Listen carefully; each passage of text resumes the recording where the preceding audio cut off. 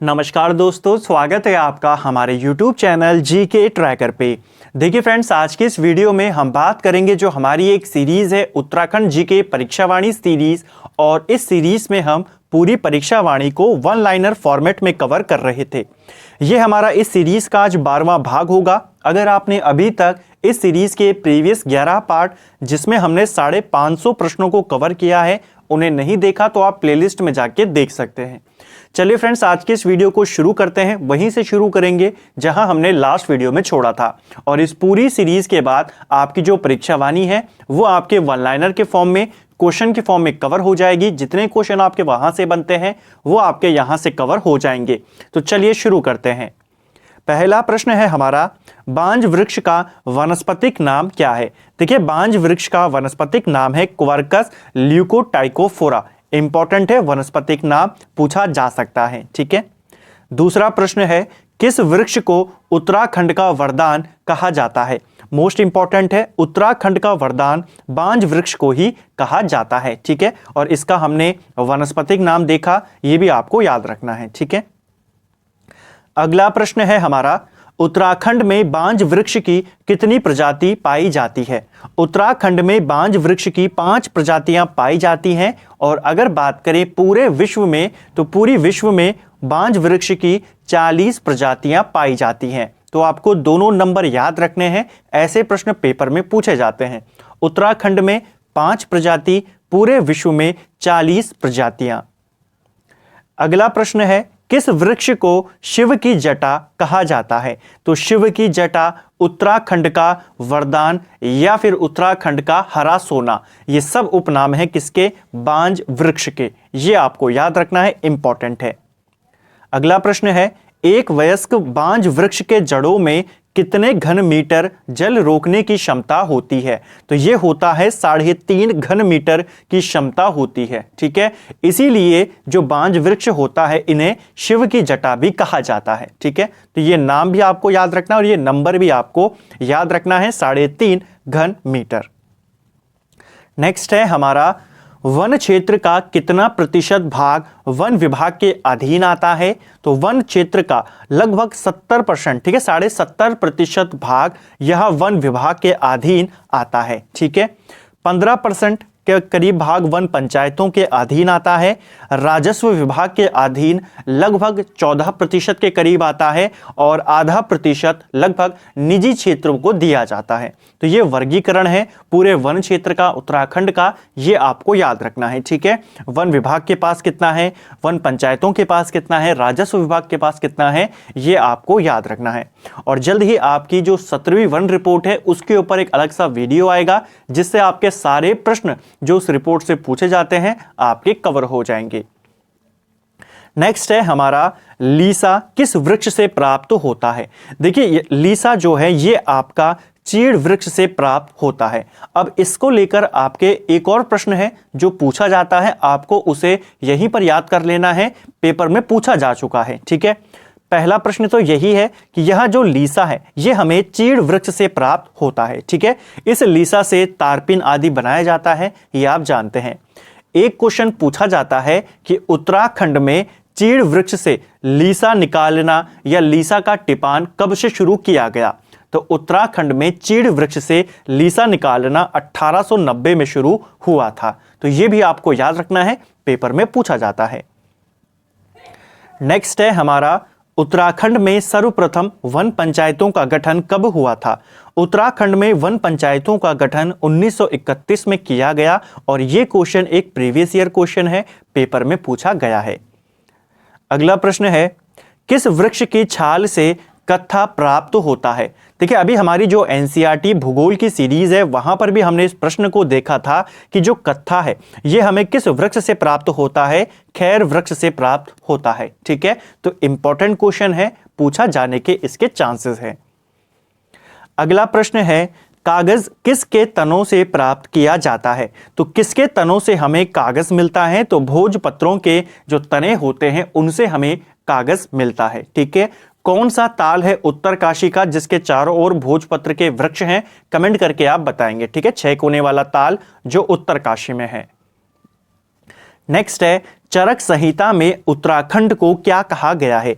देखिए, चरक संहिता में उत्तराखंड के लिए वानस्पतिक बगीचा इस शब्द का इस्तेमाल किया गया है। ठीक है, और अगर बात करें कि चरक संहिता में हिमालय को क्या कहा गया है, तो हिमवंत औषधि भूमि नाम, ये हिमालय को कहा गया है। ठीक है, तो दोनों नाम आपको याद रखने हैं। उत्तराखंड के लिए क्या कहा? वानस्पतिक बगीचा। हिमालय के लिए कहा हिमवंत औषधम भूमि नाम। ठीक है, चलिए, और एक और चीज, उत्तराखंड में लगभग 500 प्रकार की जड़ी बूटियां मिलती है। ऐसा क्वेश्चन आई थिंक पेपर में बन चुका है, तो ये नंबर भी आपको याद रखना है। अगला प्रश्न है, कौन सी औषधि पीलिया रोग के लिए उपयोगी है?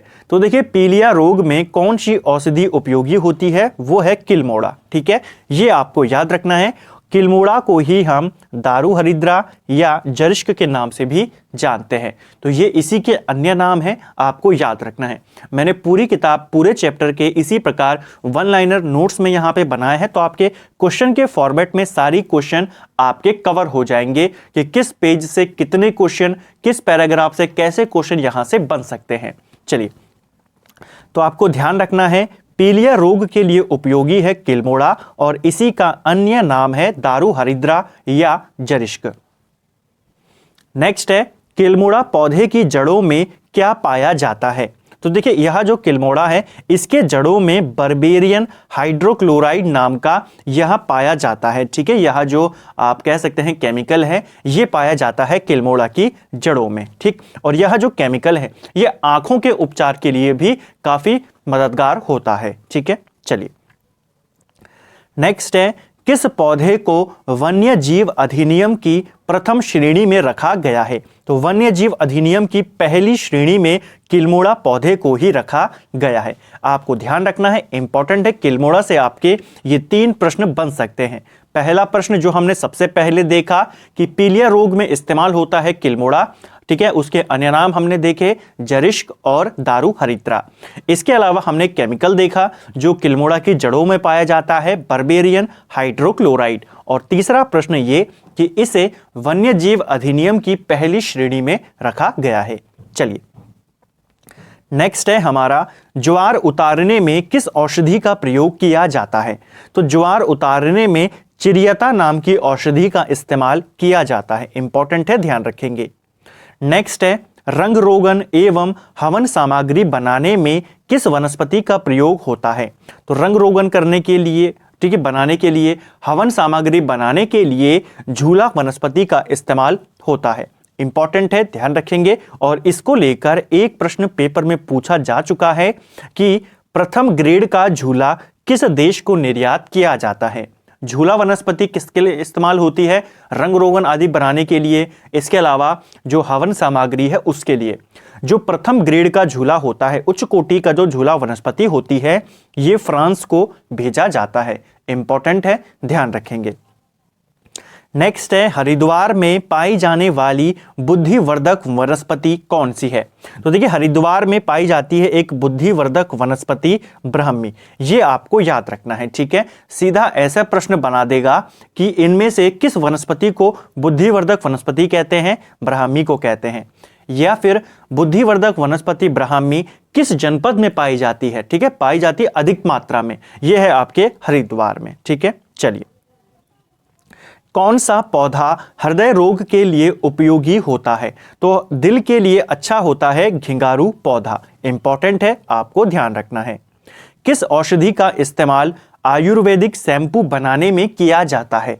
आयुर्वेदिक शैम्पू बनाने में शिकाकाई का इस्तेमाल किया जाता है। इंपॉर्टेंट है, आपको ध्यान रखना है। ठीक है, इसके अलावा एक और पौधा आता है भीमल, इसका प्रयोग भी शैम्पू बनाने में होता है। नेक्स्ट है, किस पौधे को एनीमिया रोग का नाशक कहा जाता है? तो एनीमिया रोग का नाशक ये कहा जाता है कंडाली को। इंपॉर्टेंट है, आपको ध्यान रखना है, पूछा जा सकता है एनीमिया रोग में किसका इस्तेमाल होता है या एनीमिया रोग का नाशक किसको कहते हैं? तो ये हम कंडाली को कहते हैं। नेक्स्ट है कंडाली औषधि मूल रूप से किस महाद्वीप की है?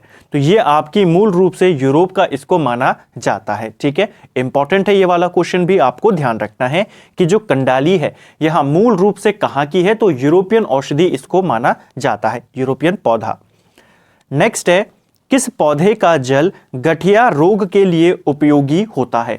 गठिया रोग के लिए आपका जो भैकल पौधा होता है इसका ये आपका इंपॉर्टेंट होता है। ठीक है, किस पौधे का जल होता है आपका गठिया रोग के लिए उपयोगी? भैकल पौधे का। ठीक है, आमेश पौधे को किस अन्य नाम से भी जाना जाता है? देखिए एक पौधा है आमेश, इसको हम हिप्पोपी के नाम से भी जानते हैं। अब आपको इसका अन्य नाम भी याद रखना है और इसका उपयोग भी याद रखना है। ठीक है, तो आमेश पौधा जिसे हम हिप्पोपी के नाम से जानते हैं, इसका इस्तेमाल टमाटर के विकल्प के रूप में किया जाता है। ठीक है, जो स्थानीय लोग हैं जहां ये होता है आमेश पौधा, इसका इस्तेमाल टमाटर के विकल्प के रूप में करते हैं। तो प्रश्न बन सकता है निम्न में से किसका प्रयोग टमाटर के विकल्प के रूप में किया जाता है? आमेश या फिर हिप्पोपी पौधा। ठीक है, चलिए नेक्स्ट है कैंसर के इलाज के लिए टैक्साल नामक रसायन किस पौधे से प्राप्त होता है? प्रीवियस ईयर क्वेश्चन है, हाल ही में किसी एग्जाम में यह पूछा गया था। ठीक है, तो कैंसर के इलाज के लिए जो उपयोगी होता है एक रसायन टैक्साल, ये हमें धुनेर से प्राप्त होता है। इंपॉर्टेंट है और एग्जैक्ट यही क्वेश्चन आपका पेपर में पूछा गया था। सर्प विष उतारने में किस औषधि का प्रयोग किया जाता है? सर्प विष यानी कि सांप के जहर को खत्म करने के लिए, उसे उतारने के लिए हम किस औषधि का इस्तेमाल करते हैं? सही आंसर है मरोड़ फली का इस्तेमाल किया जाता है। ठीक है, तो सर्प विष में मरोड़ फली का इस्तेमाल हम करते हैं। इंपॉर्टेंट है, पेपर में पूछा जाता है। नेक्स्ट है राज्य में बायोडीजल के लिए किसकी खेती की जाती है? तो राज्य में बायोडीजल के लिए जेट्रोफा की खेती की जाती है। इंपॉर्टेंट है, आपको ध्यान रखना है, यह भी एक रिपीटेड क्वेश्चन है, पेपर में पूछा जा चुका है। कुमाऊं क्षेत्र में किस औषधीय पौधे की खेती सर्वप्रथम शुरू की गई थी? तो देखिए उत्तराखंड में या कुमाऊं में सबसे पहले किस औषधीय पौधे की खेती शुरू होती है? वो था बेलाडोना, जिसकी खेती 1903 में शुरू हुई। इंपॉर्टेंट है, यह भी आपको पूछा जा चुका है। नेक्स्ट है हमारा किस वर्ष सहकारिता विभाग द्वारा जड़ी बूटी के संग्रहण का कार्य शुरू किया गया? तो देखिए सहकारिता विभाग के द्वारा जड़ी बूटी के संग्रहण का कार्य 1972 में शुरू किया गया। यह भी इंपॉर्टेंट है, आपको वर्ष याद रखना है। ठीक है, जड़ी बूटी के संरक्षण एवं संग्रहण के लिए जिलेवार भेषज सहकारी संघ की स्थापना कब की गई? तो देखिए यहां पर आपको याद रखना है कि जड़ी बूटी के संग्रहण का कार्य ये 72 में हुआ और इनके संग्रहण के लिए जिलेवार भेषज सहकारी संघ, इनकी स्थापना 1980 में की गई। तो दोनों आपको याद रखने हैं, दोनों इंपॉर्टेंट है। नेक्स्ट है हमारा Indian drugs and pharmaceutical limited कहां स्थित है? तो यह कंपनी आपके ऋषिकेश में स्थित है। कंपनी के नाम पूछ लिए जाते हैं, 2-3 नाम हैं जिनके आपको लोकेशन याद रखनी है। ठीक है, तो Indian drugs and pharmaceutical limited ये आपके ऋषिकेश में स्थित है। ठीक है, इसके अलावा इसी से मिलता जुलता नाम है इंडियन मेडिसिन फार्मास्यूटिकल लिमिटेड, तो ये आपके अल्मोड़ा के मोहान में स्थित है। दोनों नाम एक जैसे हैं, ड्रग्स पूछेगा तो ऋषिकेश, मेडिसिन पूछेगा तो मोहान। ठीक है, ये आपको याद रखना है, इंपॉर्टेंट है, याद रखेंगे। इसके अलावा अल्मोड़ा में एक और फैक्ट्री है, कोऑपरेटिव ड्रग फैक्ट्री, इसको ड्रग कर देना। ठीक है, कोऑपरेटिव ड्रग फैक्ट्री ये आपके रानीखेत में स्थित है, तो ये आपको याद रखना है, इंपॉर्टेंट है। इसके अलावा अल्मोड़ा में एक और है यहां पर Indian institute of Ayurveda for drug research, ये भी आपके अल्मोड़ा के ताड़ी खेत में स्थित है, तो ये भी आपको याद रखना है। ठीक है, राज्य में औषधीय पदार्थों का संग्रहण किस अधिनियम के तहत किया जाता है? राज्य के अंदर जो औषधीय पदार्थ होते हैं इनका संग्रहण जो वन प्रबंधन अधिनियम 1982 था इसके तहत किया जाता है। ठीक है, इसी अधिनियम के तहत उत्तराखंड में 114 जो जड़ी बूटियां हैं उनको प्रतिबंधित किया गया है, ये आपको याद रखना है। ठीक है, तो कौन सा अधिनियम है वो? वन प्रबंधन अधिनियम 1982। नेक्स्ट है हमारा, राज्य सरकार ने उत्तराखंड को घोषित किया है। तो राज्य सरकार ने उत्तराखंड को एक हर्बल स्टेट घोषित किया है। जड़ी बूटी के विकास हेतु किसकी अध्यक्षता में औषधीय पादप बोर्ड का गठन किया गया? तो औषधीय पादप बोर्ड का गठन मुख्यमंत्री जी की अध्यक्षता में हुआ है। ठीक है, यानी कि इसके जो अध्यक्ष होंगे वो कौन होंगे? आपके मुख्यमंत्री होंगे। नेक्स्ट है, किन स्थानों पर जड़ी बूटी मंडी स्थापित की गई है? जड़ी बूटी मंडी आपके ऋषिकेश, टनकपुर और रामनगर में स्थापित की गई है। ठीक है, तो ये आपको ध्यान रखना है, इंपॉर्टेंट है। जड़ी बूटी मंडियां कहां है? ऋषिकेश में है, टनकपुर में है और रामनगर में है। नेक्स्ट है, राज्य में हर्बल गार्डन की स्थापना कहां की गई है? तो हमने देखा जड़ी बूटी मंडियां कहां कहां हैं आपकी? ऋषिकेश में है, टनकपुर में है और रामनगर में है। इसके अलावा जो मुनि की रेती है, यहां पर एक हर्बल गार्डन की स्थापना भी की गई है। ठीक है। नेक्स्ट है, वनों से संबंधित पहला कानून भारतीय वन अधिनियम ये कब पारित हुआ था? तो वनों से संबंधित भारत का जो पहला कानून था भारतीय वन अधिनियम, ये 1865 में आता है। ये आपको याद रखना है। अब इसके पीछे के जो आपके कुछ महत्वपूर्ण प्रश्न हैं जो इसी क्वेश्चन से रिलेटेड हैं, आपको यहीं पर उनको नोट करते हुए चलना है। देखिए, वर्ष था 1864। भारत में वन विभाग की स्थापना की जाती है। ठीक है, भारत में वन विभाग की स्थापना कब होती है? 1864 में। इसका महानिरीक्षक बनाया जाता है डिटरिच ब्रैंडिस को। किसको बनाया जाता है? डिटरिच ब्रैंडिस को। उन्हीं की सिफारिशों पर अगले ही वर्ष भारतीय वन अधिनियम लाया जाता है। ठीक है, 1865 में। ये आपको याद रखना है। हमने बात करी भारत में वन विभाग 1864 में बना। अगर प्रश्न बने कुमाऊं के अंदर वन विभाग कब बना? ठीक है, कुमाऊं में, तो कुमाऊं में आपका वन विभाग 1868 में बना। ठीक है। गढ़वाल की बात करें तो गढ़वाल में आपका वन विभाग 1869 में बना। ठीक है, और उस समय स्वतंत्र रियासत थी टिहरी।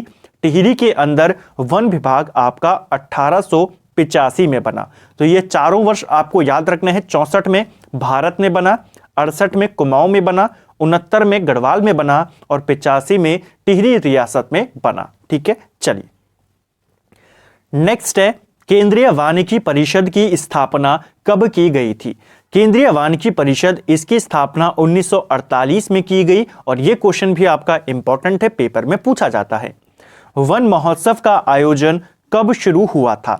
देखिए, वन महोत्सव इसकी शुरुआत के.एम. मुंशी के द्वारा की गई थी। ठीक है, पूछा जाता है किसके द्वारा शुरू किया गया वन महोत्सव भारत में? के.एम. मुंशी के द्वारा। ठीक है, कब इसकी शुरुआत होती है? तो इसकी शुरुआत 1950 में की गई थी। ठीक है, चलिए नेक्स्ट है, पहली राष्ट्रीय वन नीति की घोषणा कब की गई थी? तो भारत की जो पहली वन नीति थी ये 1952 में आई और जो दूसरी वन नीति आई यह संशोधित वन नीति वो 1988 में आई थी। दोनों आपको याद रखने हैं। नेक्स्ट है, भारत के प्रथम वन महानिरीक्षक कौन थे? तो अभी हमने ऊपर बात करी 1864 में भारत में वन विभाग की स्थापना होती है और उसका महानिरीक्षक डिटरिच ब्रैंडिस को बनाया जाता है। ठीक है, तो ये आपको ध्यान रखना है। नेक्स्ट है, देश का प्रथम वन महाविद्यालय कब खोला गया था? तो देश का पहला वन महाविद्यालय ये 1878 में देहरादून के अंदर खोला गया था। ठीक है, अब इसको लेकर भी आपके कुछ इंपॉर्टेंट प्रश्न हैं, उनको देख लेते हैं। पहला वन महाविद्यालय 1878 में खुला। जो ये डिटरिच ब्रैंडिस थे इन्हीं की सिफारिशों पर खुला। इसका नाम रखा गया फॉरेस्ट स्कूल ऑफ देहरादून। ठीक है, ये आपको याद रखना है। 1884 में इसका नाम बदलकर कर दिया गया इंपीरियल फॉरेस्ट स्कूल। ठीक है, अभी तक ये स्कूल है।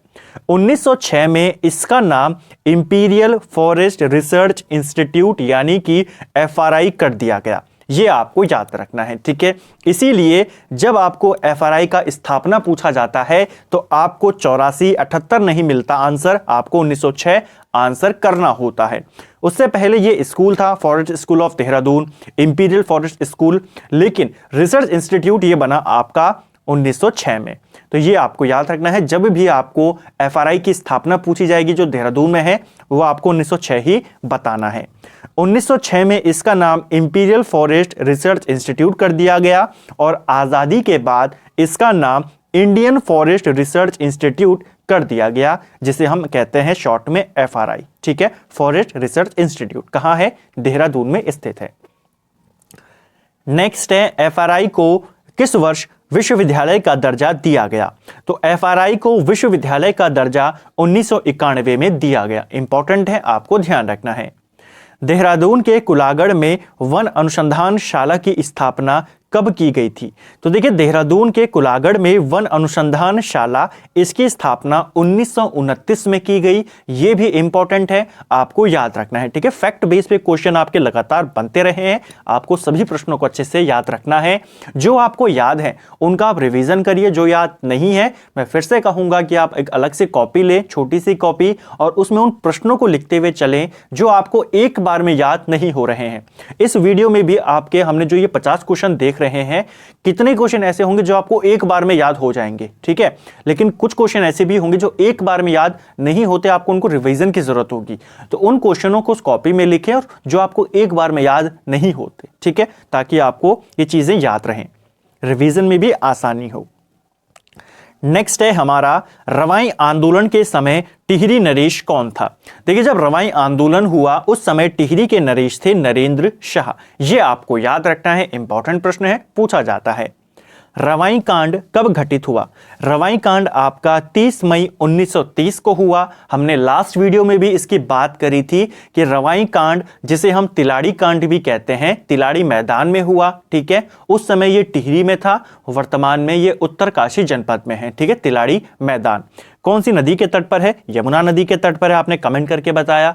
और एक और चीज, जो ये तिलाड़ी कांड था, ये जिसे हम रवाई कांड भी कहते हैं, आपको इसकी डेट याद रखनी है। यहां पे आजाद पंचायत का गठन किया गया, वहां पे बुलाई गई आजाद पंचायत बैठक हो रही थी, तभी वहां पर टिहरी रियासत का जो दीवान था चक्रधर जुयाल, ये पहुंचता है और वहां पर गोलियां चलवा देता है। तो ये आपका रवाई कांड था, जिसे उत्तराखंड का जलियांवाला बाग भी कहते हैं, और इस दीवान चक्रधर जुयाल को उत्तराखंड का जनरल डायर भी कहते हैं। ठीक है, चलिए नेक्स्ट है, रवाई कांड में किसने किसानों पर गोली चलाने का आदेश दिया? तो हमने बात करी दीवान चक्रधर जुयाल ने। चिपको आंदोलन की शुरुआत कब हुई थी? देखिए, चिपको आंदोलन की शुरुआत आपके चमोली का जो रेणी गांव है वहां से होती है, और इसकी शुरुआत 1974 में हुई। किसके द्वारा इसे शुरू किया गया चमोली के रेणी गांव में? तो गौरा देवी के द्वारा। ठीक है, ये आपको याद रखना है, इंपॉर्टेंट क्वेश्चन है। अब देखिए, यहां से हमारे 50 क्वेश्चन कवर हुए आज के इस वीडियो के।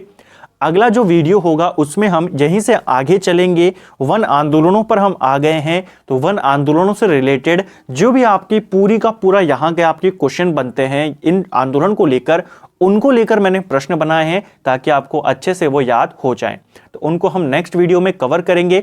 उम्मीद करता हूं आपको आज का वीडियो पसंद आया होगा। अगर आपको ये वीडियो अच्छा लगा है तो वीडियो को लाइक करें, चैनल पे अगर आप नए हैं तो चैनल को सब्सक्राइब करें। इसके अलावा अपने दोस्तों के साथ शेयर करें, और वीडियो आपको कैसा लगा कमेंट करके ज़रूर बताएं। Thank you friends.